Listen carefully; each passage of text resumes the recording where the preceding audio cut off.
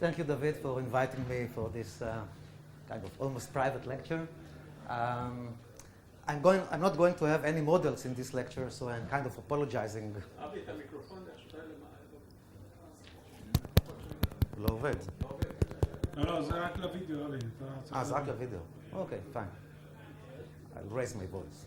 Well, this is the DNA molecule, and as you know, the general features of the DNA molecules are well known both within and outside the scientific community. What is much less appreciated is the fact that this substance, the DNA, is extremely susceptible to various assaults, chemical and physical, and it can be damaged. It can sustain many, many lesions of different kind. One type of lesion is a chemical change of the basis of the nucleotide, what we call mutations. A different lesion can be the breakage of the glycosidic bond, following which the nucleotide is falling off. Under more severe conditions, one of the strands is being broken. Now, all those lesions are serious, but usually they are not lethal, because the information that is required to repair those lesions, those kind of single-strand lesions, is always present close by in the second strand of the DNA. However, under some conditions, the two strands are being broken, and this lesion is a completely different ballgame. It is a different ballgame because here in this lesion, information is being lost. And let me explain what I mean here. Just think about a very long DNA molecule that is broken, let's say, twice and form three fragments, A, B, and C. Now, those three fragments can be relegated formally on the native original order, like A to B to C, but there are other formal possibilities, like A to C, A, C, B, B, C, A, and so on and so forth. Overall, one has n factorial possibilities. And just think about this. Sorry. This number is kind of bad because if you have like 3 breaks and 4 fragments, you have already 24 possibilities for relegation. Only one of them is the correct one. All the other 23 are wrong. And the best scenario, those 23 possibilities, if not correctly repaired, will lead to the death of the cell. In the worst scenario, they will lead to the transformation of the cell to a malignant cell and to the demise of the whole organism. So no wonder that all living cells have evolved some very efficient strategies to repair double-strand DNA breaks. And until, I'd say, 5 to 10 years ago, the leading strategy was homologous recombination. Which is a strategy that is well preserved all over the evolution. Now, in this strategy, consists of 3 formal steps. In the first step, an enzyme, which is again very well preserved throughout the evolution, and it's called RecA in prokaryotes, in bacteria, and RAD51 in eukaryotes. This enzyme binds to the broken site of the DNA to form what we call a presynaptic complex. Now, once this presynaptic complex is formed, it performs an amazing task. It goes all over the genome and searches for an identical site over the DNA, what we call a homologous site. Once such a site is found, it binds to it, as you can see here. And once this complex, this ternary complex is formed, repair processes are being initiated, leading to the repair of the double-strand break. Now, the first step, namely the formation of the presynaptic complex, and the third one, the final resolution of the break, have been very extensively studied and are quite nicely understood. However, the second step, which consists of the search over the whole genome of the cell, has not been really studied, and the reason for that is that it was generally assumed that this search is identical or homologous to the search whereby a small DNA binding protein, specific DNA binding protein, looks for its cognate site on the DNA and finds it. Now, what we claim is that nothing could be more, let's say, incorrect. And the reason for that is the following. If we just look, if we just look at those very fundamental diffusion equations, the one by Smoluchowski, which tells us that the diffusion, the association constant of two kind of spherical molecules, A and B, is proportional to the diffusion constant, to the sum of the diffusion constants of both species. Now, the famous Einstein-Stokes equation indicates that this dN, the diffusion constant, is inversely proportional to eta, which is the viscosity of the medium, which for cells is extremely high, and to the radius of the interacting molecule. Now, this explains why when a protein interacts with its coordinate site on the DNA, it is the protein which performs the search and not the DNA, because the protein is relatively small, it is kind of spherical, and therefore its diffusion constant is relatively high. However, if you think about the DNA molecule with its extreme aspect ratio, its diffusion constants are exceedingly small. Now, indeed, it has been shown by some very elegant experiments that within the cytoplasm, DNA fragments that are larger than 3,000 base pairs practically do not move, do not diffuse, and this has been shown both in the cytoplasm of prokaryotes and even more so in the nuclei of eukaryotes. Now, if you think about the homologous recombination process, in this case, as opposed to a regular search that is conducted by a protein to its cognate site, both parties, the searching party and the target, are parts of the whole chromosome of a molecule that contains more than 5 to 6 million base pairs. In the case of bacteria, in eukaryotes, it's even much, much larger. So what is going on here? How does a site within the DNA locates its homologous site on a different DNA molecule on a different chromosome? Now, again, I was very surprised to find out that this question, which seems very basic to understand homologous recombination and other processes that require DNA diffusion, has never been seriously addressed. Now, in order to address this question, we conducted some structural studies on E. coli. What you see here is an electron microscope of a simple, actively growing, happy E. coli cell. Now, I would like just to mention that what you see here has been obtained through what we call high-pressure cryofixation, which is a fixation method that preserve the morphology of the specimen quite nicely, as opposed to the classical chemical fixation method. In this method, we preserve the cell in a very, very short, tiny fraction of a second by freezing it in liquid nitrogen, and it is quite accepted that the morphology of the specimens are preserved in this procedure. So as I said, what you see here is an actively growing E. coli cell, no assaults, no stress. You can see the cell wall, the membrane. The dark dots all around are the ribosomes. The relatively bright or less dark regions represent the DNA. As can be seen here, what you see here is an identical cell with specific staining of the DNA, and you can see that the DNA is more or less randomly distributed all over the cytoplasm. Now, same cells, when opposed to an assault that can cause double-strand DNA breaks, like irradiation, UV, or radioactive irradiation, reveals a completely different morphology. And again, I'm emphasizing, we are talking here about wild-type E. coli cells. What we see in all cells that were exposed to a damaging factor, like, as I said, irradiation, reveal this kind of lateral assembly.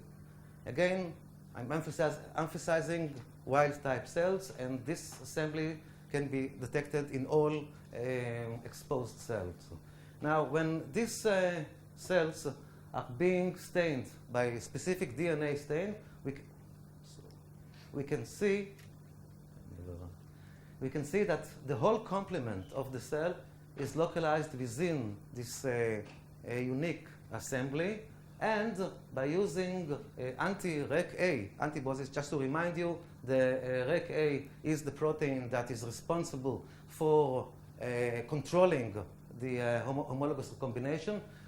We can see that all the complement of the RecA molecules, which is quite a large complement in cells exposed to irradiation, is again concentrated in this lateral region. Now, by performing a very large set of experiments in which we tried, we worked on mutants of RecA, of other proteins that are related to homologous recombination, we came to the conclusion that this lateral assembly facilitates homologous recombinations through two important factors. First, it reduces the volume of the search. As I said before, the DNA in regularly growing cells, E. coli cells, is distributed all over the cytoplasm. However, once exposed to DNA-damaging agents, the DNA is concentrated within a small volume, and therefore the search becomes faster. Now, the second factor that is involved here is the dimensionality. As you see, this organization is quite ordered with lateral organization of the DNA, and it has been shown that a lateral diffusion facilitates and accelerates the search by orders of magnitudes. In other words, in this type of search, the dimensionality is reduced from a three-dimension dimensionality, kind of a random search, into one-dimensional direction or search, and therefore the whole process is drastically accelerated. I am mentioning this point. I'll come to this kind of theory, conjecture, by the end of my talk. However, there is another problem associated with homologous recombination. It is the problem of energy. Now, this process, this strategy, homologous recombination, is associated with the expense of much energy. A lot of ATP is consumed during this process. And therefore, if we have more than 1 or 2 or 3 breaks, the energy pools in the cell will be quite rapidly depleted. So what then? What we did is to expose the same cells to an extensive radiation, and what we find is the following. The kind of lateral, not very much ordered organization is turning into practically a crystal, which you can see here, and in higher magnification here.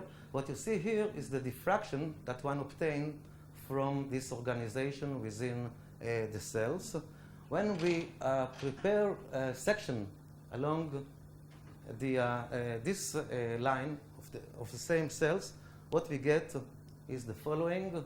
You can see kind of a very nice hexagonal organization, which is so ordered that it provides electron diffraction that you can see here. It's actually a Fourier transform.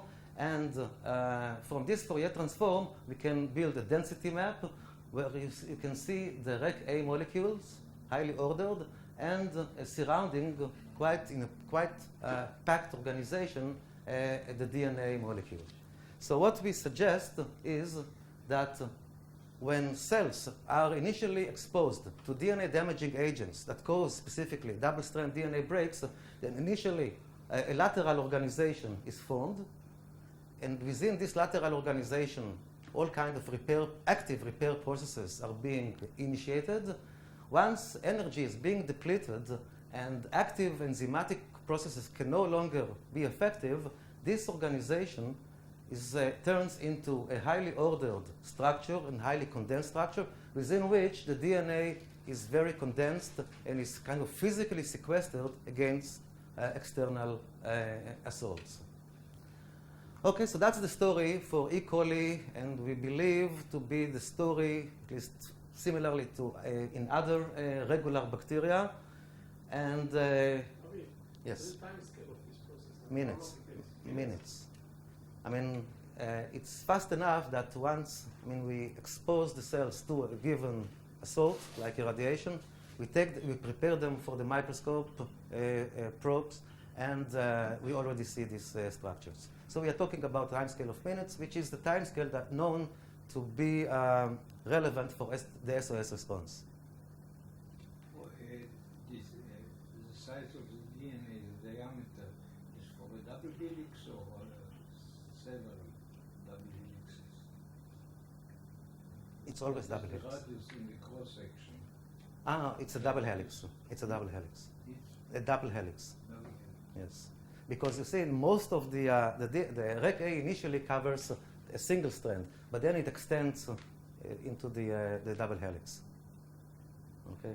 And this doesn't happen with mutagens that affect only one structure. You need to break the two. Yes, yes, it's specific. It's specific to assaults that cause double-strand DNA breaks.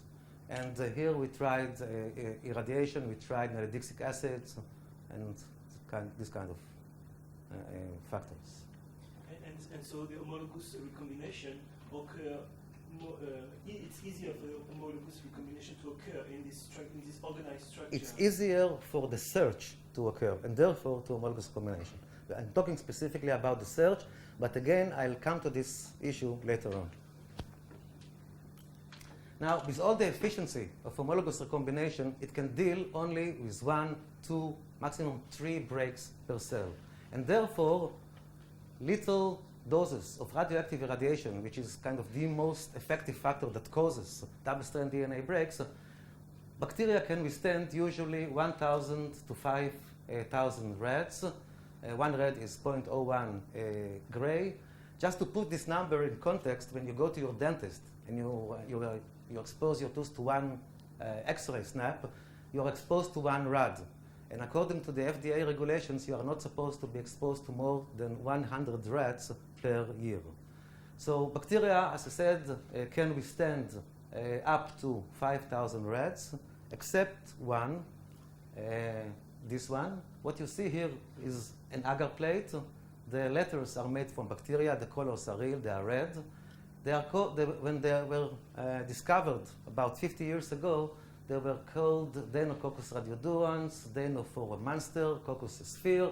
Radiodurans means radiodurans, and they can withstand a radioactive irradiation of 1.5 to 2 million rads, which is like 3 to 4 orders of magnitude more than any other bacteria, and like 2 or maybe 3 orders of magnitude higher than any other organism. Now, no wonder that shortly after these bacteria were discovered, many groups all around the world, and not only groups, also all kinds of agencies, started to try to look for this fantastic enzyme that is capable of rendering cells radio-resistant. And the reason actually was that it was quite rapidly after these bacteria were discovered, it was found that once the cells are exposed to this huge amount of radioactivity, the DNA is being broken. I mean, there's nothing unique about the structure, the particular structure of the DNA, and exposure to 1.5 million rads results in the formation of 150 double-strand DNA breaks per chromosome, which means 100, at least in principle, 150 factorial possibilities for religation, which is of course an astronomical number and unrealistic in terms of the search processes.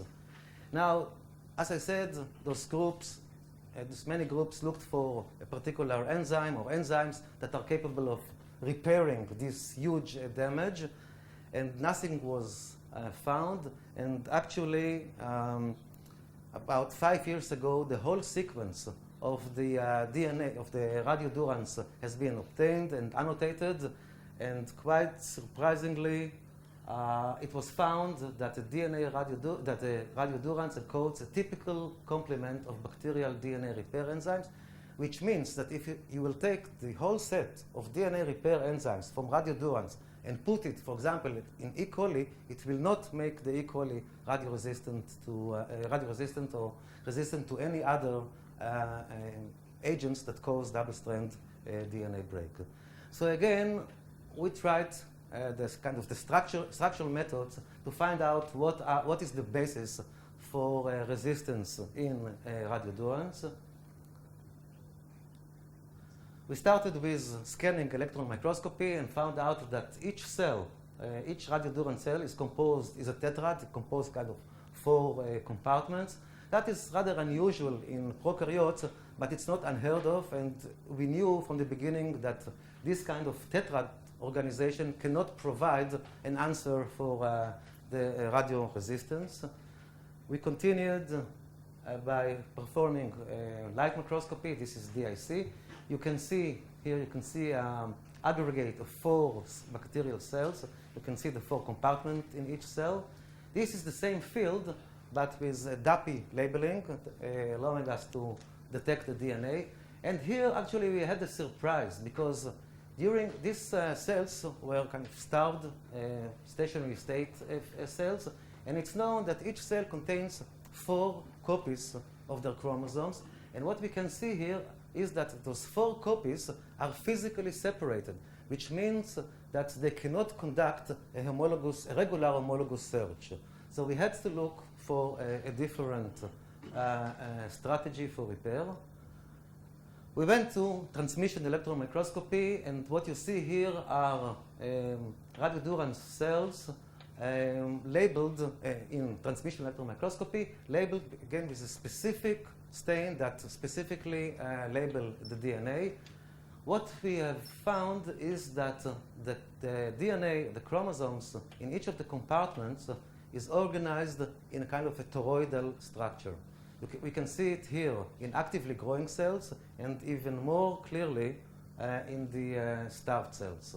Now, this is quite unusual. Just to remind you, in E. coli, in actively growing E. coli, the DNA is, as I said before, randomly distributed all over the cytoplasm, and therefore this kind of toroidal organization, which can be clearly seen also in fluorescence, is very, very unusual.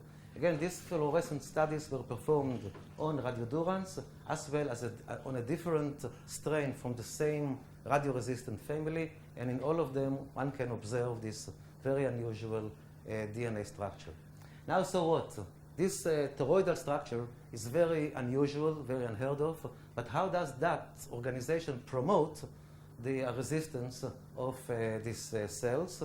Well, kind of almost 10 years ago, by a completely unrelated experiment, a group in France, the group of Ashery and Segal, have shown in vitro, on isolated DNA structures, that within toroidal DNA structure which can be easily obtained when the DNA in the test tube is exposed to factors that exist in the cell, the ionic strengths and the crowding.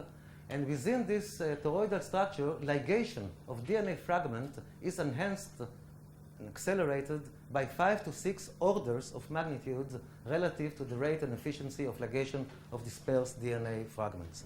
Now, when Segal reported these results, we didn't know at that time what is the reason for this huge enhancement. We did in our laboratory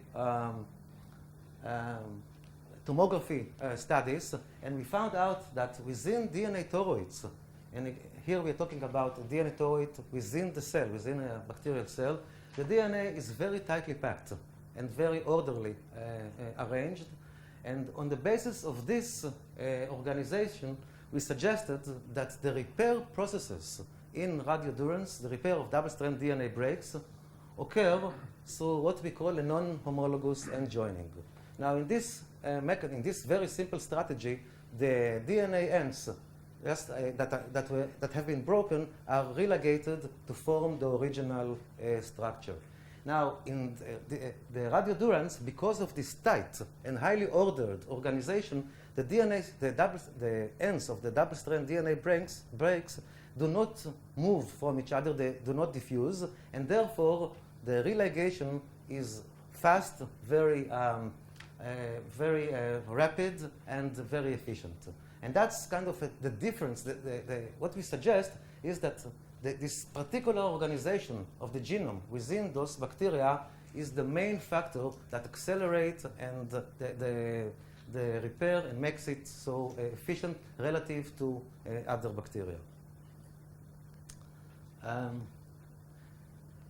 At that time, when we suggested this hypothesis, we were kind of crucified because at that time no non-homologous end joining has been found or suggested in bacteria. It has been shown to occur in some cases in eukaryotes. Now we know that it is actually the main repair pathway in eukaryotes, but at that time it has not been suggested or shown in bacterial strain. However, shortly after we have published our suggestions concerning the radiodurans, a complete non-homologous end joining systems, including a small ATP-dependent DNA ligase, was identified in bacteria such as tuberculosis, Bacillus anthrax, and Bacillus subtilis.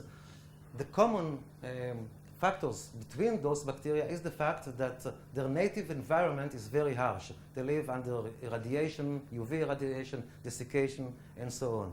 Now, shortly afterwards, a very small ATP-dependent ligase, which is actually the most important enzyme in maintaining or in promoting non-homologous end joining, such a small enzyme was found also in radiodurans. Once exposed, and it was shown to be expressed once the bacteria are being exposed to radioactivity. Now, the nice point is the size of this enzyme. Usually, ligases are very large, more than 80,000 Daltons. This enzyme is very small, which enables this enzyme kind of to slide within this very tight packaging or very tight organization of the genome in radiodurans. So, okay, what we also wanted to find is a direct correlation between this tight packaging, this toroidal packaging, and the resistance. It was shown about 10 or 15 years ago that when radioduran cells are exposed to relatively high manganese ions, those cells lose their unique DNA repair competence and they become not resistant to radioactivity. They continue to grow, they are very happy, they are actually growing faster than cells that are not exposed to manganese ions, but they are completely non-resistant to radioactivity.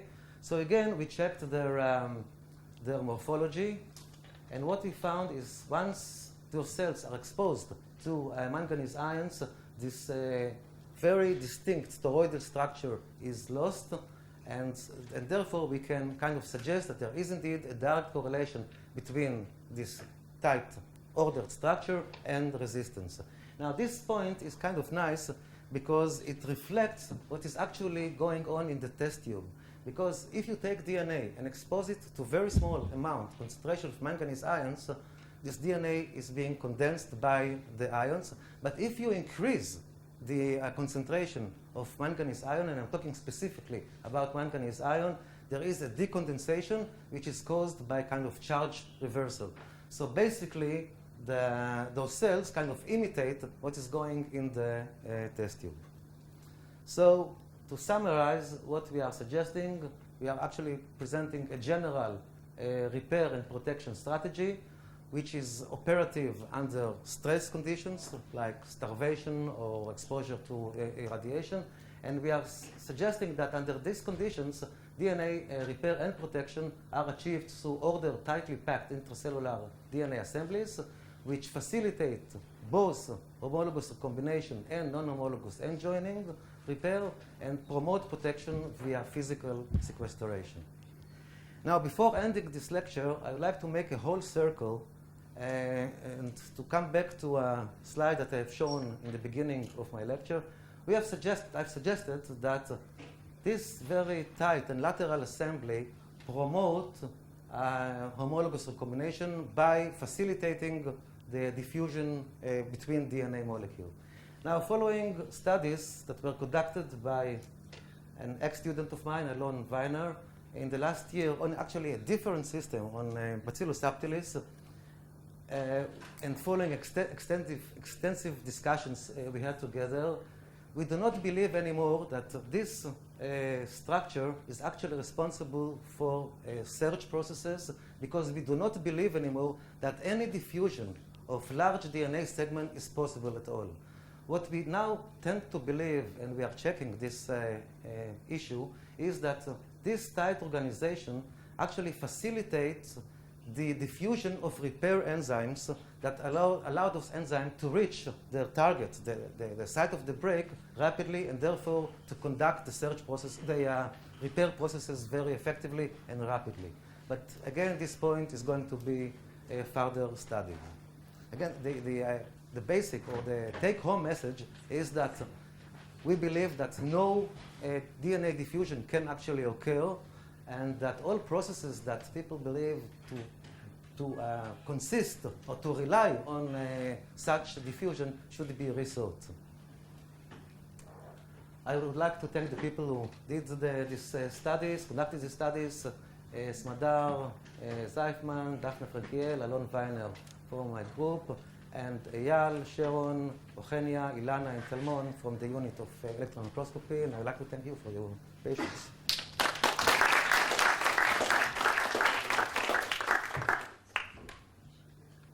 Questions? You mentioned these toroidal structures. Are they more or less the same? So you speak about the toes, there is the large radius of the toes and the small radius of the toes. You can talk about the ratio between the large and small radius. Is there similarity in this ratio between different molecules? Well, I'm talking about one specific molecule, the genome of the radiodurans. And those have more or less the same dimensions. But actually, I didn't mention it. We see similar organization of DNA in the very resistant spores of Bacillus subtilis, and there the radius is a bit different. Indeed, the size of the genome is again different there. So the size of the genome may affect the size of the. Yeah, I understand, but I think it could be that there is one parameter which is similar, although they might come of different sizes, which is the ratio of the large circle and the small circle of the toes. This ratio could be an interesting parameter. Maybe you have fragments of different scales, but this ratio will be more or less the same. Well, actually, it won't. I'll tell you why. Because again, talking about completely different experiments, we and other groups have shown that if you change the ratio between AT to GC in DNA, that will affect the dimensions of toroids.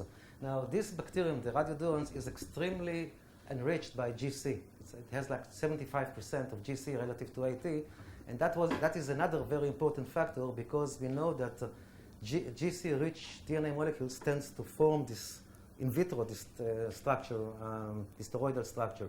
But again, the composition of the DNA will affect the radio of these toroids differently. E. coli. So after radiation, they have reorganization of the genome, more packed now. After Irradiation, whatever. after radiation, yeah. So under this condition, is bacteria not resistant now more than not resistant? Well, this organization occurs following irradiation. Okay. And okay, You and can irradiate in low dosage and then to see whether after they reorganize, now become rat resistant or not. well, no, we didn't perform this particular experiments, but there is something kind of moving on the web that some people suggest that if you expose E. coli cells to low doses of radioactivity repeatedly, they slowly become very resistant, or even almost as radiodurans. It has never been really published. So, but this is an experiment that, yes, it should be conducted. So how is the search performed? How is the search for the proper DNA ligand performed, if not by diffusion? If not by? You said that you now think that the search is not performed by. Well, I'll tell you what I believe. I believe that most double-strand DNA lesions are repaired by non-homologous end joining, even in bacteria, and those that are not repaired by, for those lesions that are not repaired by non-homologous end joining, there are two possibilities. Either, if they occur in the replication fork, you have the template and the broken segment very close physically to each other, and then there they can be repaired by homologous combination because you don't need the search. Those that are not repaired, the cell is just, it's dead. In other words, those double-strand DNA breaks that are not within the replication fork cause the cell demise. Just in continuation to the follow-up question, could it not be that after the structure is formed, not only does it facilitate faster repair, but it actually renders them more resistant, simply because the structure itself somehow protects the DNA. Oh yes, that's for Because sure. what she said is that in radiodurans, for example, there's no difference in the number of breaks. But is it true for the E. coli after you irradiate them, after they are already in this back structure? Okay, that's a very important point. You see, in radiodurans, we have this organization in advance. Okay, so once a break occurs, it can very easily be religated by non-homologous end joining. In the E. coli, it's not the case. These fragments reorganize into this tight organization only following irradiation. So to begin with, the resistance or the ability to repair would be reduced. I'm not sure if I'm... No, but could it be that they actually form the structure to protect further, to protect it from further damage that could actually occur afterwards?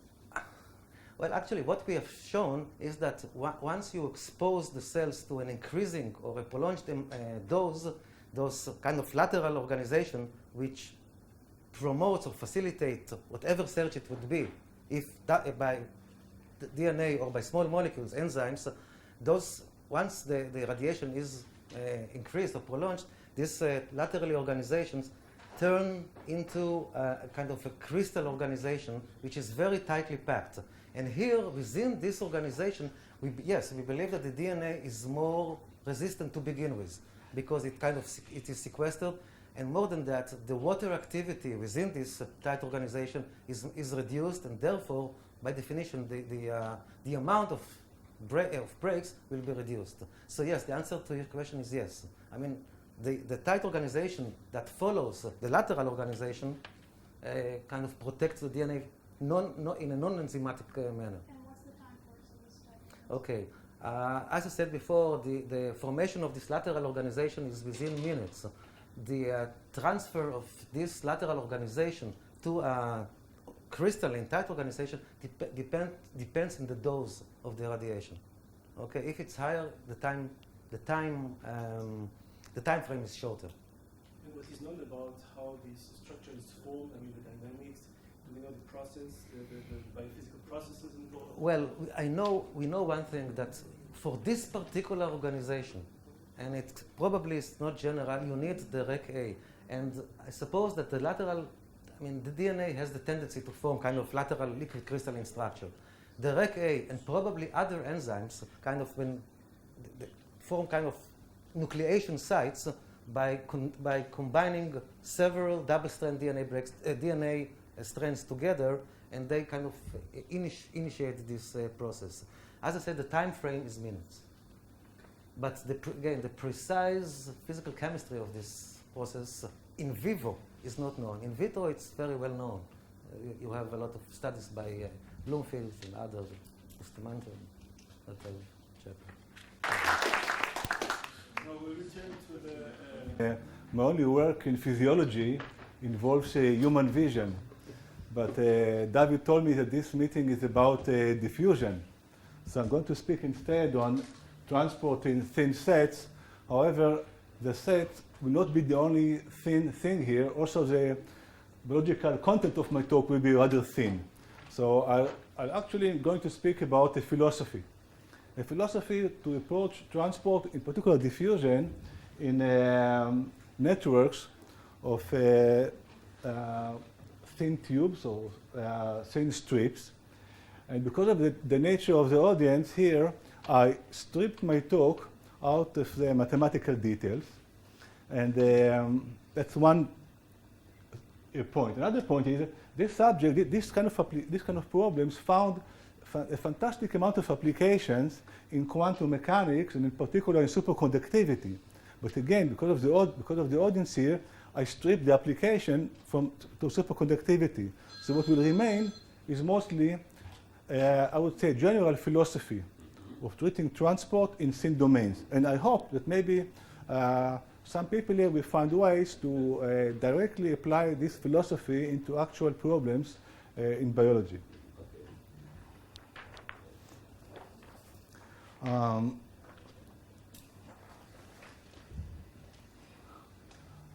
Okay, so this is the basic model problem. There is a narrow strip, a thin strip, called the domain D. And in the domain D, we have a very simple diffusion equation. I use subscript to denote partial derivatives. So U sub xx means two derivatives with respect to x. And the left-hand side, just the Laplacian. This is a very elementary diffusion equation. And this strip is narrow. And I use the small parameter, this parameter epsilon, to the small parameter to denote the thickness of the strip. An important component is the boundary condition. I'm going to assume that the partial derivative of u is 0 with respect to y here and here, which means there is no flux along the longitudinal direction. This is an important aspect and also a serious constraint on the forthcoming theory. I try sometimes to slightly relax this constraint, but it is a serious constraint. Okay, so this is the basic formulation. Okay, you hold it, very good. Now, this was written down in 2 dimensions. However, everything I'm doing is also valid in 3 dimensions. There are no serious limitations. Sometimes I write problems in 2 dimensions just to simplify the notation. So what's the goal here? So the goal would be to use the fact that epsilon is a small parameter to somehow derive a simpler model. In particular, to try to reduce the dimension of the problem from 2 dimensions, hopefully to 1 dimension. So the main goal here is reduction of dimension.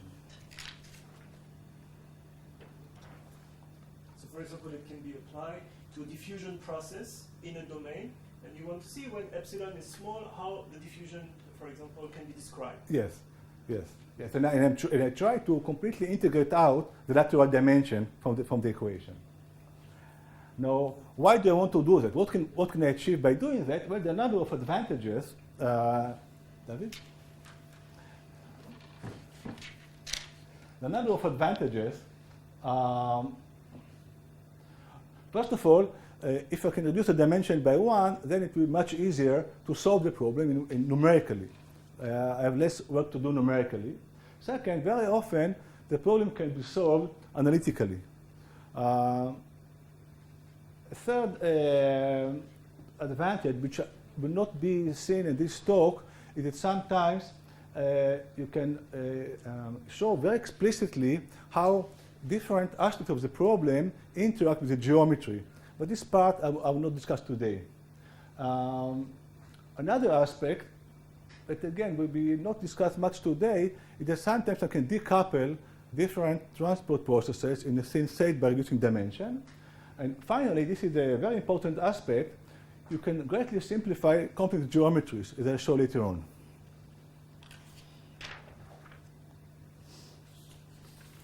Okay, in this problem that I mentioned before, this tree problem, the reduction is very elementary. So here is again my problem. I have the diffusion process in a thin strip, and I would like to reduce it into a one-dimensional problem on a line. This line would typically be the skeleton of the original domain. In this case, the skeleton of a strip is just one simple line. So the idea is very simple. The domain is thin, so intuitively, it doesn't pay to have a u, the concentration, vary in the y direction. What do I mean by doesn't pay? I can write down an energy formulation for this problem. Energetically, it's very costly for you to vary in the right direction. And therefore, to leading order, the concentration depends on the variable x, on this direction. Now, all that needs to be done is to average across the lateral dimension, and you end up with this very elementary one-dimensional problem along this line, just twice two derivatives of u bar of x, an approximation of the original solution, is the average of the source term, f bar of x. Here I define what I mean by an average, with average boundary conditions on the two endpoints of the interval. I forgot to mention one thing. I'm not going to discuss any proof of any kind in this talk. I'll just say, let me say now that all the results I'm describing are not only found, but also rigorously proven by now. So there is no open problem except for the last slide, maybe. This is the classical result, very simple to derive. This is an easy problem. This is an easy problem to show that you can reduce a problem in a thin strip with no flux boundary condition into a very elementary differential equation on an interval. One little comment is that I can slightly relax the requirement of no flux. Is it a limit result, or is it? That again? Is it a limit result or for a fixed epsilon? There? Is it a result in the limit or for a fixed epsilon? Yes. Yes. So I mean, talking about the line over there? No, the reduced model. Talking about this function here, the average of f. It's an approximation for every epsilon. Yes. Yes. The error depends on epsilon. Yeah. So this is the average of f across the. In the limit. The yes, in the equation holds in the limit. Yeah, this is the limit equation for small epsilon. You can also write down precise error estimate if you want, but not a big thing here. So this is a minor relaxation of the no flux boundary condition. You can also talk about replace them by radiation condition here. Again, narrow strip, diffusion equation, and a radiation condition if this parameter alpha is sufficiently small. This alpha represents a leakage along the walls of the strip. So if the leakage is weak, then again, basically, you won't vary much in the right direction. And here is the precise estimate. What do you mean by weak? Well, if this parameter alpha, the leakage parameter, is small, of the same size as the thickness, then the reduced model will be again a simple ODE. And this parameter, and this beta will be the average leakage along the strip. Again, a very easy problem. So problems with strip are simple to do. And what I do from now on is give examples of other kinds of problems that you can analyze by the same philosophy, but they will be slightly more complicated.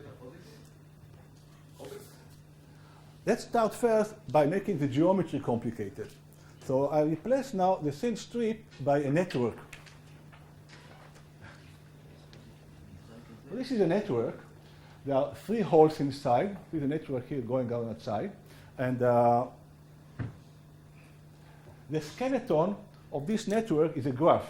Here it was a graph. It has 4 vertices. This is the skeleton of this domain.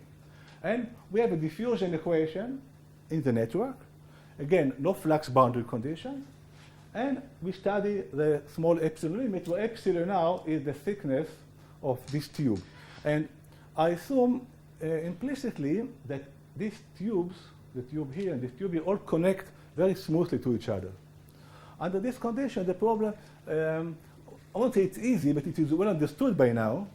And what you obtain in the end is a limit process, which is one-dimensional. It's an equation living on a graph. On each edge of the graph, you have a very simple ordinary differential equation. And the concentration U is continuous at the vertices. And finally, you end up with an equation describing the fluxes at each vertex. Basically, this is the condition. The sum of all outgoing fluxes at each vertex is 0, which means conservation of matter. So it's a straightforward limit, but this result is already non-trivial. And you can study complicated geometries by this model, and it's much, much easier to study the graph problem than the original network with the holes and maybe complicated geometry within it.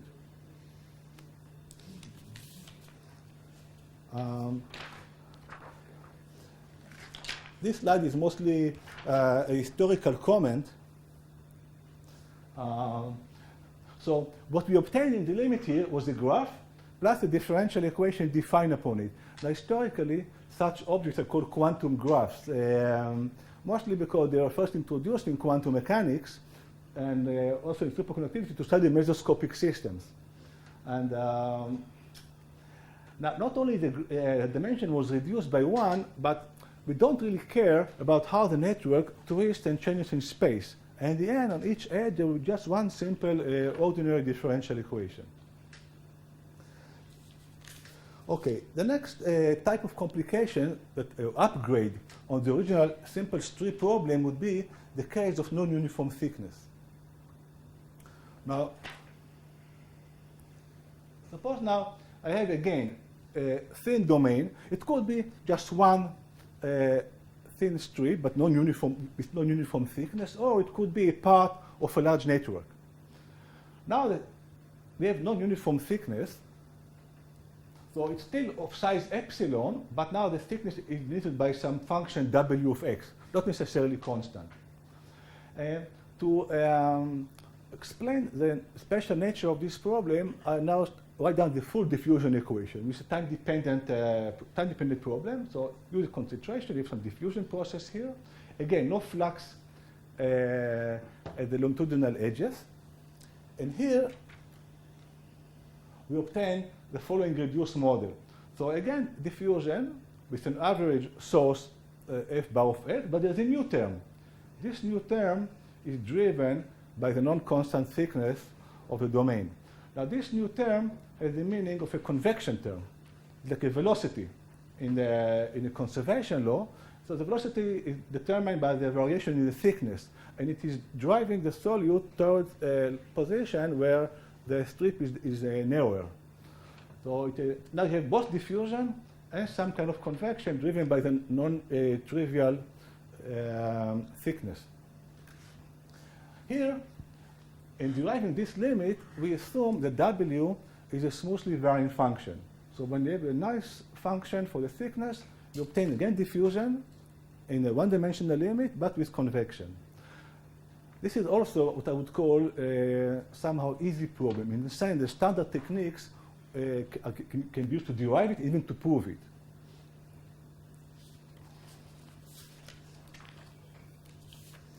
My next upgrade of the theory is non-trivial. In fact, it is a very difficult result. Now what I'll do, I'll treat a case where the thickness changes, but non-smoothly. There is a rapid change in the thickness, which I call a constriction. Here is a very simple example. There is a strip, narrow strip, but here there is a very sharp constriction. Here is an example of 3 different tubes, all narrow, but they meet together, again, with a sharp constriction. Now, what's going to happen now? Now, the answer depends on the nature of the constriction. If it is a weak constriction, the result is just like we saw before in the general network problem. But if it is a strong constriction, and exactly what strong means, I'm not going to define it, a very technical definition, then you obtain a much more interesting result.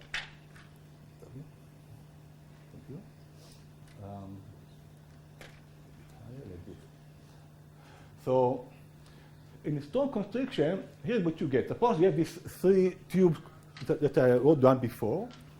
Now they form a graph. Here is the graph which they form. On each edge of the graph, you again have a simple diffusion equation. That's simple. However, at the vertices where the constriction occurs, something interesting happens. So first of all, sum of outgoing derivative is 0, just like before. This is conservation of energy, of mass. That's nothing we're going to change. However, if you have a strong constriction, the new feature here, which makes it a very interesting problem, is that the solute U is not continuous at the vertex. You lose continuity. And this makes it very useful in a number of applications. For example, in superconductivity, it brings in the Josephson junction. The Josephson junction is exactly a consequence of such a constriction. And what does happen at the junction? Well, these numbers, u bar j, this is the limit of the concentration along the j edge. So if you come along different edges, at each one you get a different value for the concentration u. Alpha would be the average, should be a bar here. So alpha is the average of these limiting values, and then this is the other bounding condition. So the flux is determined by the difference between each value and the average value, and B is a geometric factor which depends on the local shape and of the constriction. I'll very soon show another problem where this can be used in the fluid transport in an interesting way. So this is a result which is non-trivial to derive, but has some very interesting application, maybe even in biological content. Is there a fundamental difference between this constriction, Yes. constriction, and a constriction with a tube in the middle? Yes, then you have, then in both, yes, to get a graph with 5, yes. But it's the same graph, isn't it? Or not? Still get a graph, and if you have a constriction, at the vertex of the constriction, you get this kind of condition. Could be more than one of them, of course. If you have a thin tube with a constriction, and just after the constriction it suddenly opens to an open half plane. What Yes, happens so. then? Okay, let's come to this later on, okay? Okay. Come to this later on. Okay.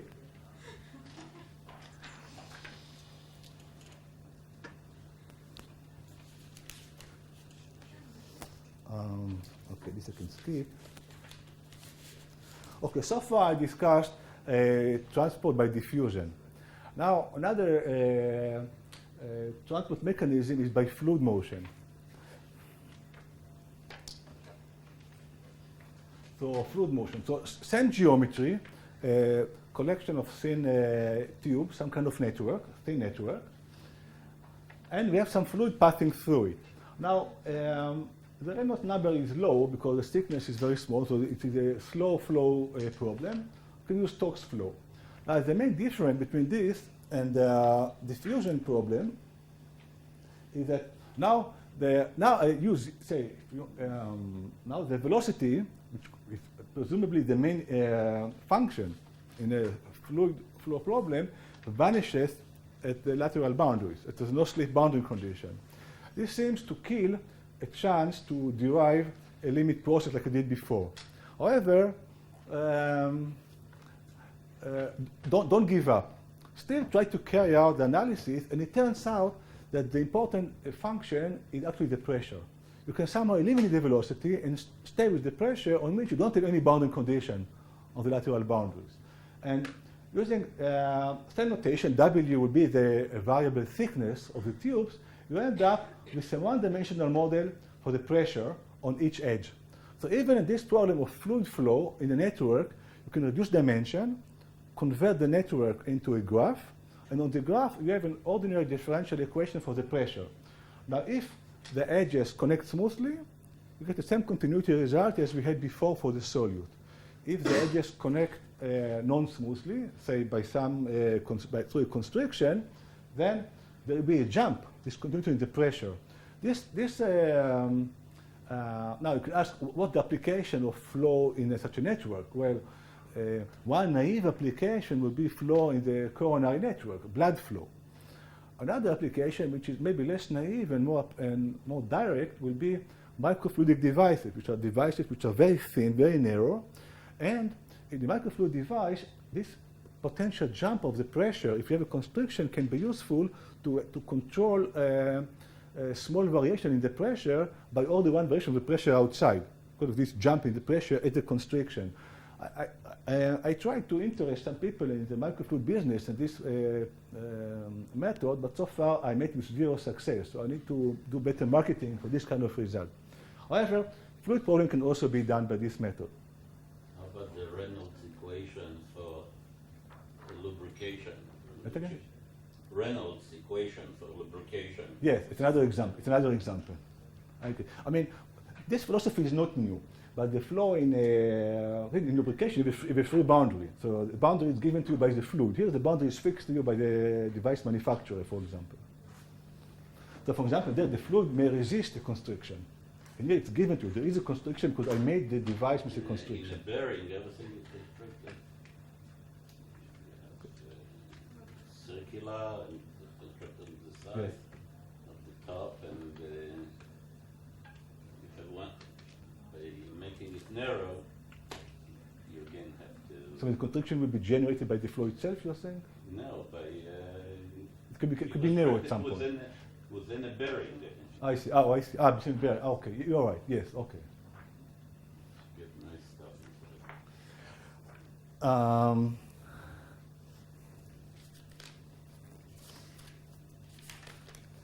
Okay, so I'm coming to my last example, and I did want to introduce something that has to do with physiology into this talk. Unfortunately, I did not completely solve the problem I had in mind when I gave David the subject, so I described a work in progress. So it's partly solved, partly open, and the open part we showed you that sometimes this reduction is done incorrectly, with good intention, but incorrectly. So this will be my last example. My last example involved a specific problem in physiology. This is the inner ear.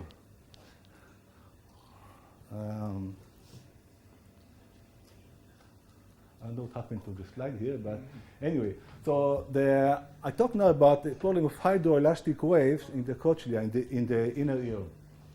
So the cochlea is a spiral organ living in the inner ear. It is an important organ because that's the organ that is responsible for converting the acoustic signals that become elastic in the ear into auditory signals into the brain. Now it's a three-dimensional object, and I'll give you a little drawing sketch in a second. It's a three-dimensional object, and the procedures are very complex. It is desired to reduce dimension to have a realistic working hearing model. So one immediate application is to take this spiral and straighten it out into a long box. Again, elongated, a long box, to ignore the spirality, the twist of the cochlea. But then you're still left with a three-dimensional object, and you see in the next transparency, a non-trivial problem should be solved here. So look at the sketch. This is a very rough sketch of the straightened out cochlea, and basically it's a box. The bottom of the box is called the basilar membrane. It's really a plate. It is a terrible name. It's a plate. There is fluid in the chamber itself. Now here, in this part here, called the oval window, there are small bones that convert the acoustic signals from the eardrum into the cochlea itself. So this is the wave source. So these bones vibrate, indicate vibration in the fluid. The vibration in the fluid coupled with vibrations of the plate, and this later on gives rise by another process to input going into the auditory nerve. Basically, there's some kind of fluid decomposition of signal to carrying at the plate itself. So the important part here, the goal is to understand the vibration of the plate coupled with the fluid vibration. That's the problem in cochlear modeling. There's much more to it, because how this vibration of the plate gives rise to auditory signal is another complicated problem. Now this involves two problems. Okay, I'm almost done. There are two problems. One problem is the fluid problem. Now I use U for the fluid velocity. I assume it is a potential flow. It was shown by Kelly a long time ago that viscosity effects are negligible in a cochlear behavior. Therefore, I have the Laplace equation, potential flow in the chamber, in the fluid itself, and no flux condition along the y direction, which is this direction here. By the philosophy I showed before, this means that it's very easy to integrate out the y variable. So it's very easy to reduce one dimension, to reduce the y dimension. This was done quite some time ago. However, the question is, what happens with the plate vibration? So it's easy to reduce dimension with the fluid. What about the plate?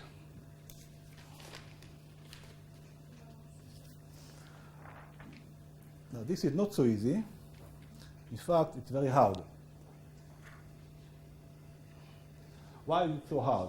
Well, First of all, what is the plate equation? By the way, I ignore the time variability. I'm talking about vibration, but there's no time. You can ask me, where is the time in your vibrations?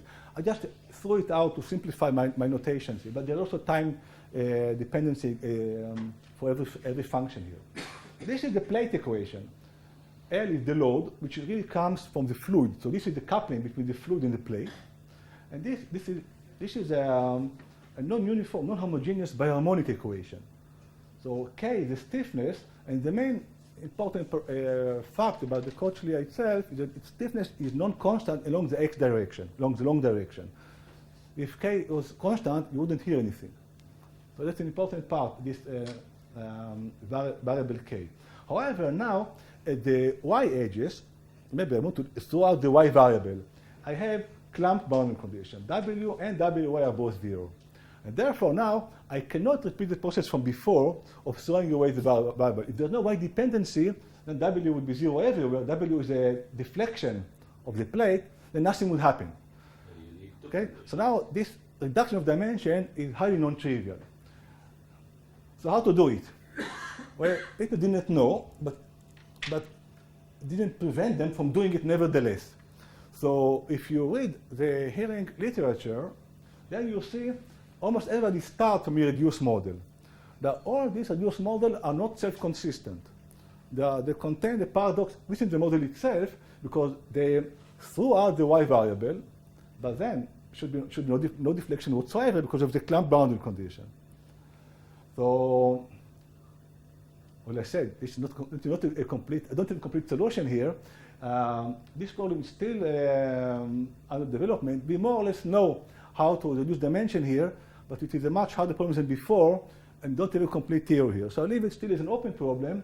I just mentioned this is an ongoing work with a student, Bill Holmes, my colleague Mike Jolie, and the physiologist Robert Wisnell, who's helping us with the biological fact about hearing. Okay.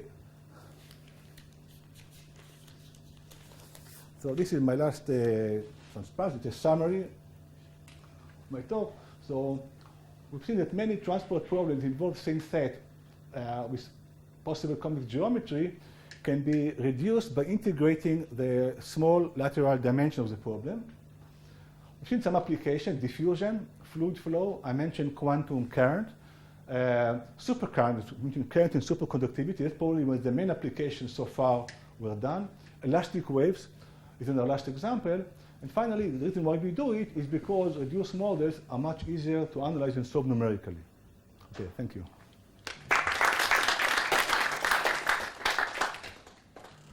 Questions?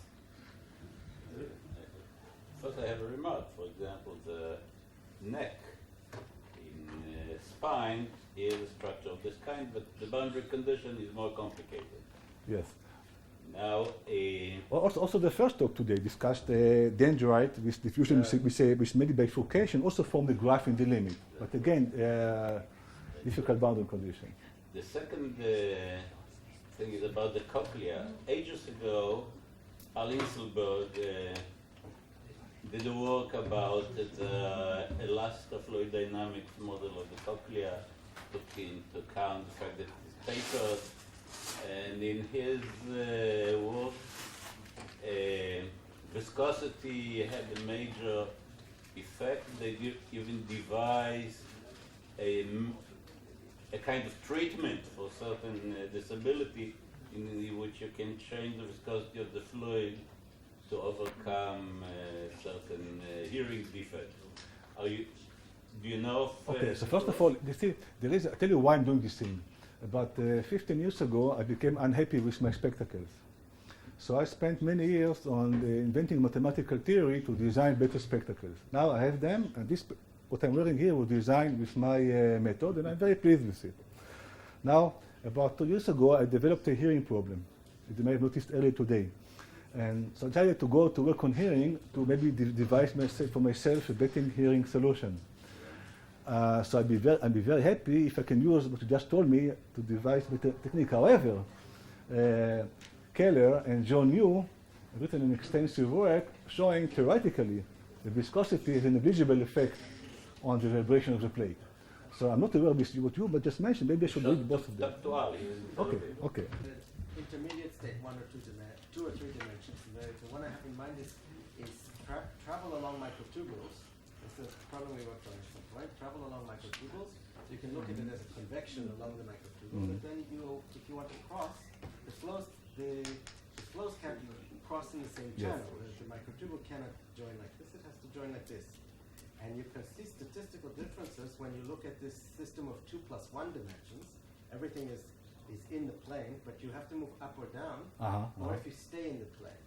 Because you have the problem of return to the origin in 2 dimensions. And when you jump out, then you lose this constraint. When you jump out and your flow is then in another plane, but all the planes are parallel. Do you see something? Yeah. Well, first of all, I should say that I didn't survey the entire theory. No, I just wonder how to... Yeah, but it can be done in the same framework. This can be done exactly in the same framework, but do it as just described. So separate going around and get a one-dimensional limit. You're worried about the limit not being on the plane. It's okay if the graph is in space. I don't mind. It's okay. Okay. So I'm going to discuss with you some observation we have that we cannot really explain by current models and principles.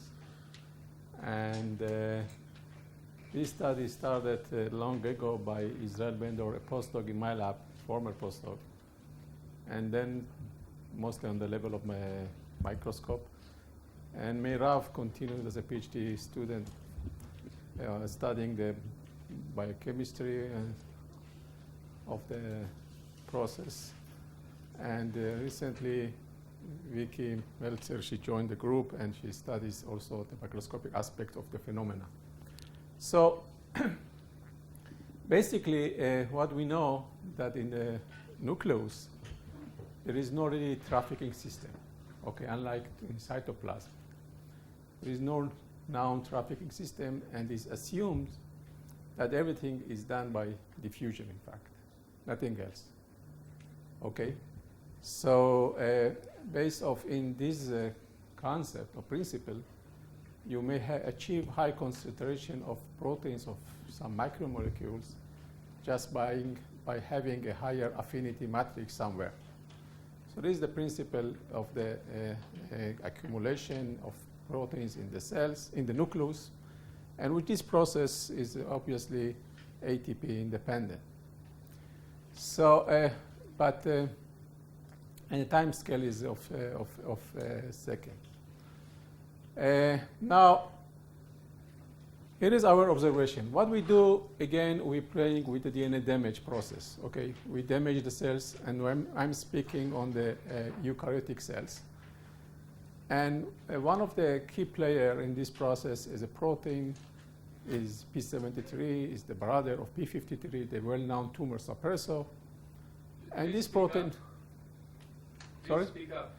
And this is a P73 protein, and this protein is in fact a response to damage and eventually leads to cell death if the damage is too severe.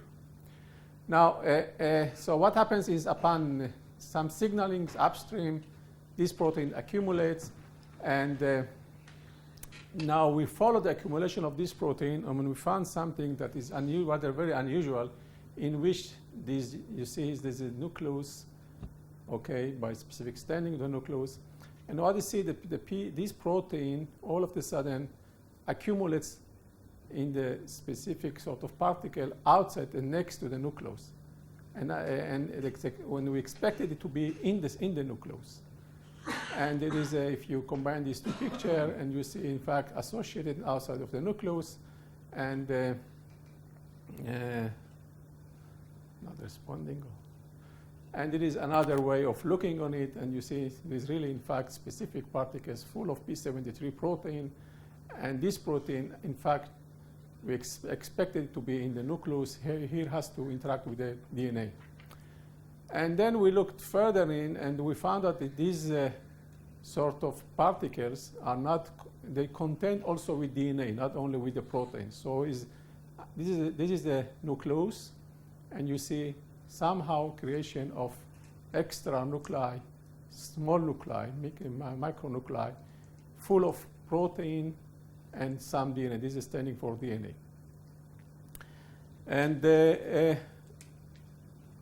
in order to study what's going on, we shifted to the simple experiment by which not really irradiating anymore the cells for looking for accumulation, but just by plasmid transfection overexpress the protein. We can do that.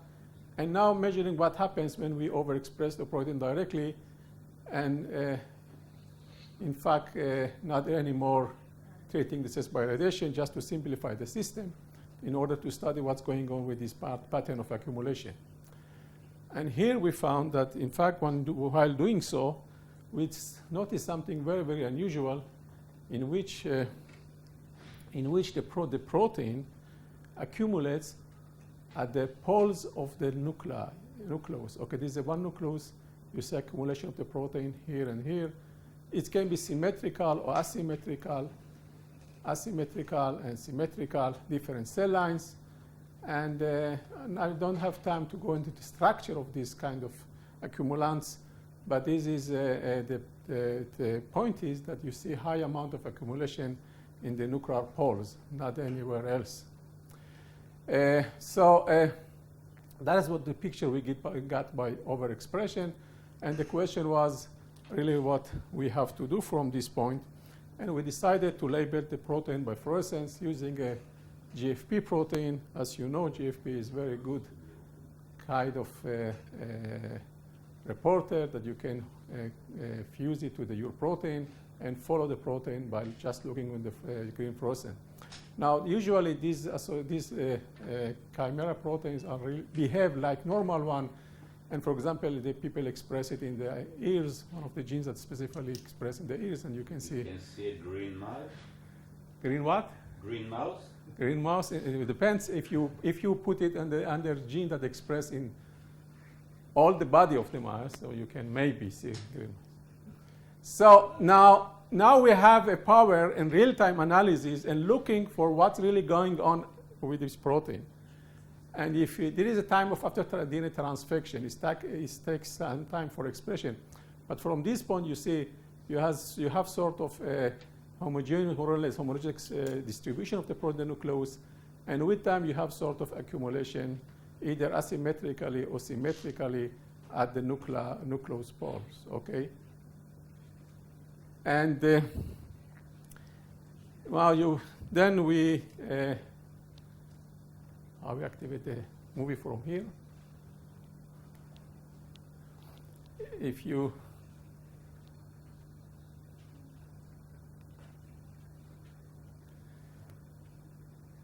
okay, you see, in fact, again,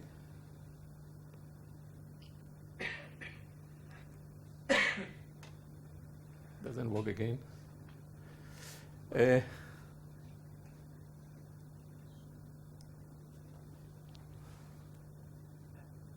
You see homogeneous distribution, and all of a sudden start to be accumulated at the poles. And if you look on the time scale is of hours, okay? And diffusion is of seconds. So the question was, what's really going on? And the next question we asked whether it's ATP dependent. And the answer was yes. So what we did, we just measure the distribution of the accumulants at the poles of the nucleus. And when you treat the cells with ATP, as you see, there is no real accumulation at the poles. So this process is ATP dependent. First of all, it's directional, vectorial to the poles. Secondly, ATP dependent. So it is sort of very unlikely to be by diffusion, and something else has to happen, which is really the basic question. So there is, again, cannot be the diffusion, ATP dependent, time scale. And the question was what really the mechanism of accumulation, which is, to this point, we don't have the answer, but we have some more evidence what's going on. For example, if you now, that is the sort of schematic presentation of nuclear matrix. You have many proteins. You have membrane and so on. Some receptors, for example, this is a protein found in association with the lamins of the nucleus and the chromatin and so on. And if you overexpress now our protein, P73, you see accumulant at the poles. But together with this other protein, also this receptor that has to be distributed along all the nucleus become accumulated together. So this protein moves and collects many nuclear matrix associated proteins with it. There are co-enrichment, and the some of that kind of specific movement never have been seen before. Very, very strange observation. And we looked also another particle in the nucleus. There is called PML bodies. Usually when you see some, so you can stand it, you see some of the dots on the nucleus. Like here, there is a PML bodies, and you see it very nicely. But when you overexpress the other protein, P73, and you have accumulation, and all of the NPCs now become accumulated together with the P73. So all the NPC also co-migrate or move together all to go to the nuclear poles, symmetrically, asymmetrically. Now, then we decided to do what usually we biologists do: take the gene, mutagenate the gene, remove sequences here and there to see really what's going on is specific, which part of the gene is important or not. And here we found out that two regions are very important. If you remove this part, and this part is important because there is in fact the structure, schematic structure of the gene. You have a part that regulates transcription, it is transcription factor, a region that binds DNA, a region that generates protein-protein interaction, and so on. So if you remove this part, you don't see anymore this polarization. Not anymore. They do not really generate these accumulants at the poles.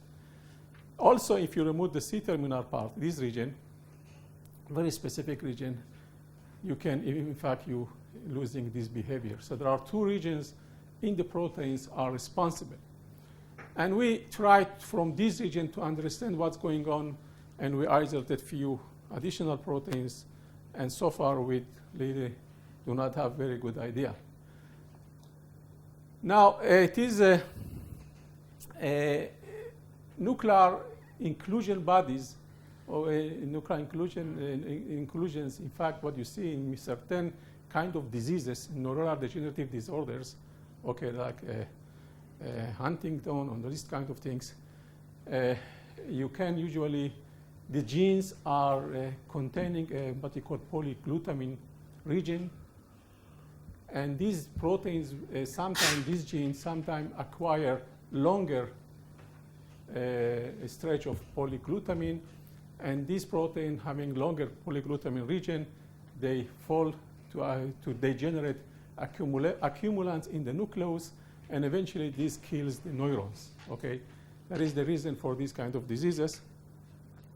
And we ask whether it is relevant to what we really study. So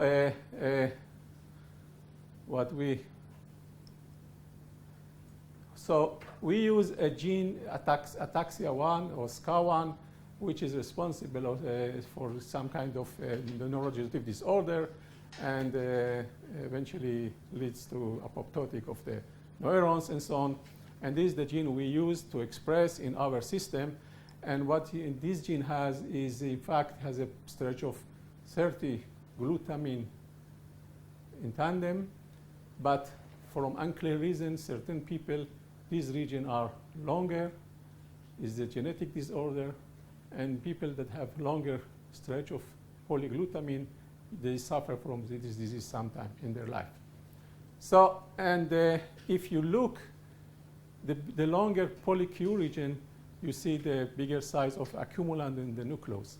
This generates something like a half micrometer size of accumulant, and this is about 2. And eventually, as I say, this will kill the cells. So what we did, we expressed this protein together with P73. And it is the border of the nucleus. And what we see, in fact, this ataxin having longer polyQ, you see many accumulation of these proteins, accumulants of these proteins, many phosphors in the nucleus. And if you now look on the other protein, P73 red, you see the same pattern. So they co-aggregated together. So remember, when we express only this protein, we have the pole accumulation. The protein aggregates but moves to the poles here and here. But now ataxin is dominant, behavior of ataxin is dominant, and there are two co-aggregate and to accumulate in the shape very similar to what we see by ataxin. So there is another picture of it. There is a sort of accumulants that you see by this ataxin, and they are full of our protein P73. It is another case. Many cases you can see that, but again, the point is that P73 now loses its behavior to move to the poles. So something is dominant by the behavior of the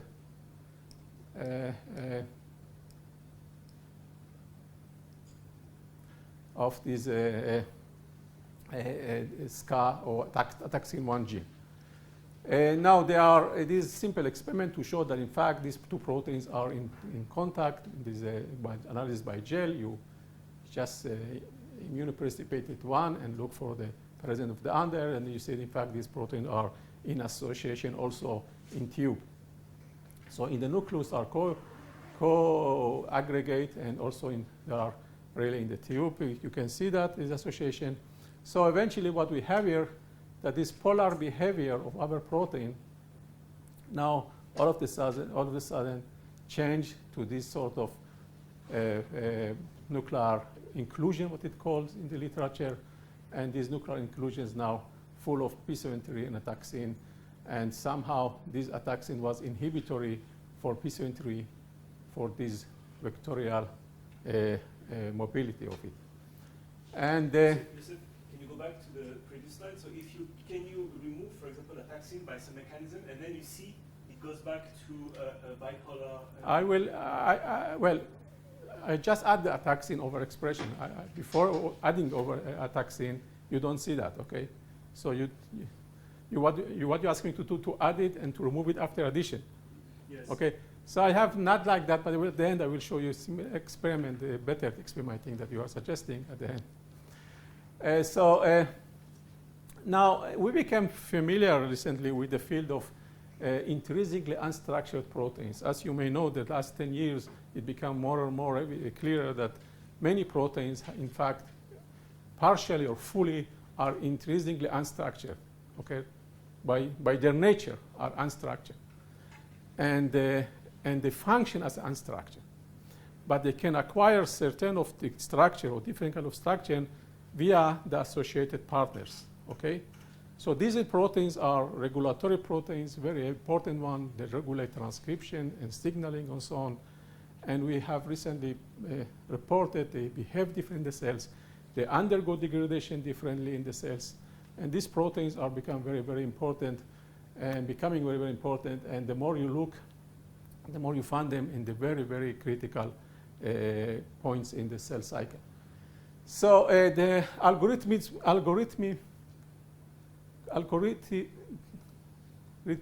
okay. They were developed to follow the whether the protein is unstructured, structured just by simple algorithm.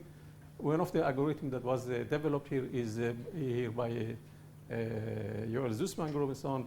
Simply, you see in fact, you can take a protein and look on the green region are structured and red are unstructured. And for example, if you take the poly Q, and you see that this poly Q, in fact, Q, you see it here, is highly unstructured region. And the question was whether it has to do something with unstructured. We know that unstructured maybe when all expressed, they collapse somehow together to the aggregates. And these aggregates initiate further aggregation. And that's the way, in fact, these ataxin and these all other poly-Q disease-related proteins induce diseases. And the question was whether it is relevant to P73, our protein. And in P73, if you look, also has a sort of unstructured N-terminus, C-terminus, and here also. And interestingly enough, the two regions involved in this polar movement are in fact, you see the bars large predicted to be unstructured. So the question was, what's really going on? It is the unstructured region of proteins does something or not? We don't know. I mean, we try to think, and we did some more studies, and in fact, we know that these unstructured, at least in the case of p53 that has the same unstructured region, is important for protein degradation, removal of the protein. Maybe that is one of the factors of this accumulation, unusual accumulation. But it does not explain the polar mobility, okay? And so next what we did is we look whether the DNA binding domain is important. So it is the well-known p53. As I say, it's a tumor suppressor, and in some lucky individuals, they have a point mutation, maybe arginine to histidine at this position, or whatever, or this. One of these mutants at this region inactivate the DNA binding activity of p53, and there is, in fact, induces high rate of tumors. Okay, in 50% of the tumors, this protein is mutated at this region. Okay, and now, as I say, p73 is in fact very homologous to p53. And the question was, now let's take the DNA binding domain of p73, introduce some of these mutants at a similar position like this one, and to look on behavior of this protein. So what we did, and when mutagenizing two specific regions, it is arginine at position 193 to histidine, there's another one. And interestingly enough, this simple single mutation, point mutation, changes the vectorial mobility. Now, all of a sudden, the protein aggregates, but the nuclear inclusions, okay, that we see in the context of it ataxin 1. So wild type migrates to the poles, but here you see the accumulation, but these accumulants lose their way to the poles, not anymore vectorial and directional, how to move. And so here again, one can see it just by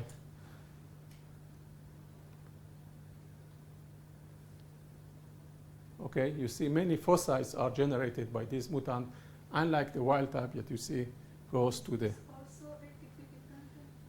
This process, I don't know. We didn't check that. But what we know is that the same region, okay, first of all, before going to the same region, what we did another kind of experiment. We introduced a mutation in the DNA binding domain, which is what is called temperature sensitive mutants. Okay, this temperature sensitive mutant again was discovered in p53. What you do in this kind of mutation, this gene now behaves like wild type, like a normal one, under low temperature.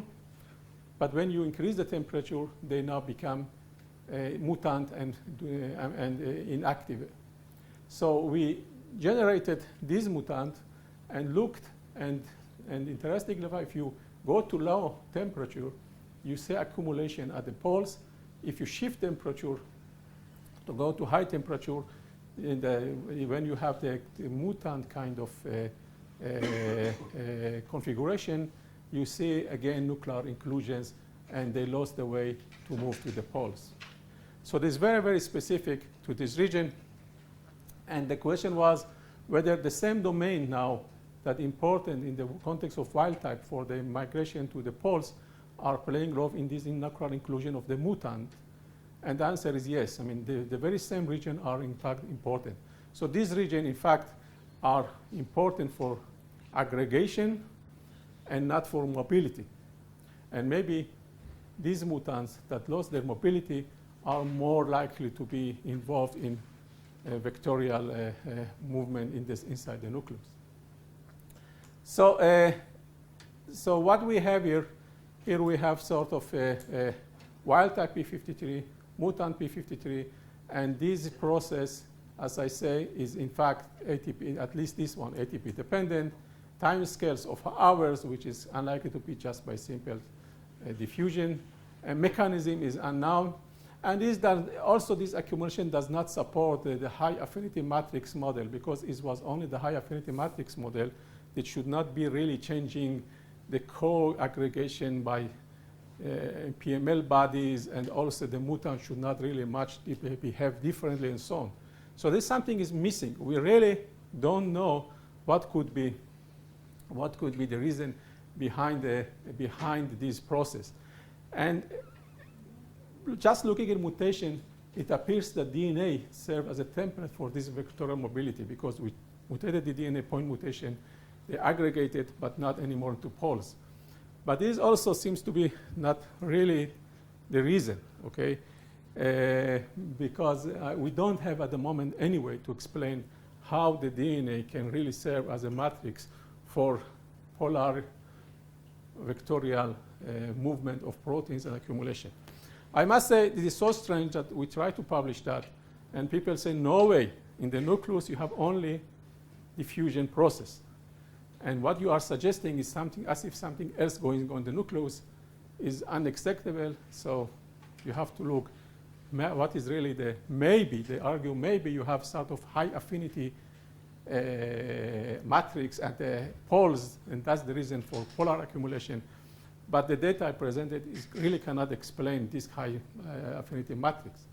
So I decided to present this part of work, which is sort of bothering in my lab for almost 7 years, don't have the answer, and use this opportunity for looking for some sort of new theories maybe to explain some sort of evidence that experimentally are really clear, but we really cannot, we don't have any theory behind it. The only thing we know that is apparently not the conventional model of diffusion. Something else has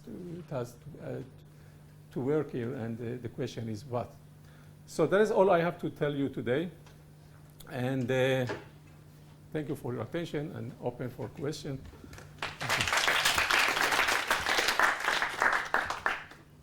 Questions? Yes? You'll see what happens when the cell divides and the nucleus is supposed to disassemble. Eventually, these cells die. I mean, they undergo apoptosis eventually. These cells do not divide anymore. Eventually, well, if you look more and see, you see they died, because this accumulant, they cannot really. Any actin? Sorry? Actin. Actin in the nucleus? Yeah. There are some actin in the nucleus, but we cannot, again, if you're assuming now that you have trafficking in the nucleus. If you say actin, you're coming back to the model of trafficking.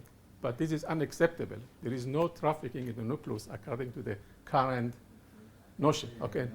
So if you're looking for, it's a dogma. What about the following crazy idea? There were some recent publications according to which an enhanced curvature in the membrane can act as a trapping site.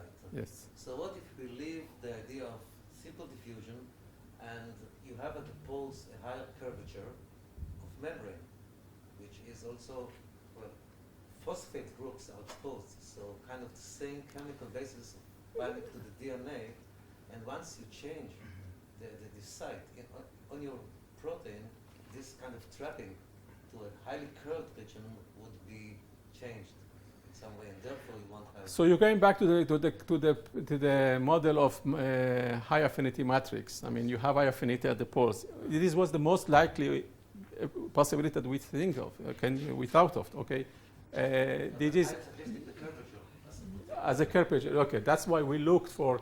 In fact, we considered that possibility, and what we looked, and the question was, why, according to the model, sometimes the nuclei are really round shape, and sometimes are ovals. And the question was whether that makes the whole difference. Okay, if according to your model, what you are suggesting, the ovals should explain. Okay, not the round shape. And we look for that, and also we look in the literature, because what we assumed in the process of development, we ask ourselves how the structure of nucleus is determined. I mean, how really who is responsible for saying whether it's oval or not. And sometimes, for example, in the muscle development, if you go and in certain stage, all the nuclei, there are many nuclei in the one cell, they are becoming ovals and sitting one next to another, in the row. So the question was, maybe that's the whole story, because it's involved in the nuclear structure, generating. We looked carefully at all the literature, cannot find anything. But the point is that if it's true what you're saying, then we cannot really explain how the mutants in the DNA binding the region, a simple mutation, or what could be the reason that all of a sudden, in the presence of a toxin, not anymore moves toward the poles. I mean, it's if something is really does not fit this possibility. And also, we looked in the nuclear shape. We didn't find really a right correlation. I don't know about the toxin, but you see, DNA is polyphosphate. Okay. The membrane exposes a polyphosphate surface. If the curvature is changed, and you did the mutation that will affect this particular recognition, that might explain it. I'd say it's kind of crazy. Yeah, we a lot out of it. I mean, maybe this is one of the possibilities. And also, don't forget, this accumulation brings with it many other proteins, PML bodies, just as if this crazy way of moves with whatever comes together. What is the relation of the poles to the cytoskeleton? I have two questions actually, but what is the relation to the cytoskeleton? Because there is evidence now that the cytoskeleton is really anchoring into the nuclear envelope and even through the nuclear envelope. We use some inhibitors to disrupt the nuclear skeleton or cytoplasm or everything. That there are many inhibitors. They are available, and nothing changed polar mobility. Okay, it's not related to anything happening in the cytoplasm. Okay, is Does the difference of electrical charge has anything to do with the trafficking of proteins to the holes? well, I don't know. That's the way I think that's Avi tried to suggest. Maybe you have some exposure at the poles. Maybe you have some higher charge of phosphide, whatever, that can explain. We don't know. And in this oscillator, radio FM, the message. This is the PhD project of Ronen Kopito, who's sitting here. And the beginning of the work, at least, most of the work is published this summer in this reference. And this is a physics talk, physics mindset, although the system is certainly cell biology. So the credits come first. I saw that Yossi also gave a physics talk, and the credits come first. So for images to Orly and Ella Zimmerman, and discussions with Ofer Feinerman and Zev Stein from the Hebrew University. After the last talk, I realized I could give this title just as well. This is almost identical, on the dilemma of vectorial motility versus diffusion into the nucleus. So now we're going to be talking about exchange of molecule of protein into and out of the nucleus. And the physicists like to start from the beginning, so we'll start from the very beginning with the central dogma. We know that DNA carries the genes are transcribed into RNA, and in eukaryotes are edited extensively into the messenger RNA carrying the actual code, which will then be translated by ribosomes into protein, into the amino acid or polypeptide code. And in eukaryotes, these two stages, or this stage occurs inside the nucleus, and this stage occurs in the cytoplasm. So the messenger RNA has to come out of the nucleus, and the proteins which are needed in the nucleus, including all those proteins involved in this processing, have to be imported back into the nucleus. And this traffic takes place across what's called the nuclear pore or nuclear pore complex. So this is the gateway between the cytoplasm and the nucleus. This is the sort of central traffic regulator, which, if you think of it in a certain way, in a sort of chemical way, is responsible for separating the entire protein content of the cell into the cytoplasmic pool and the nuclear pool. Now, in general, proteins are synthesized in the cytoplasm, but they have to know where to go. And when proteins are supposed to know how to find their destination in the cell, the basic principle is expressed in the signal hypothesis. This was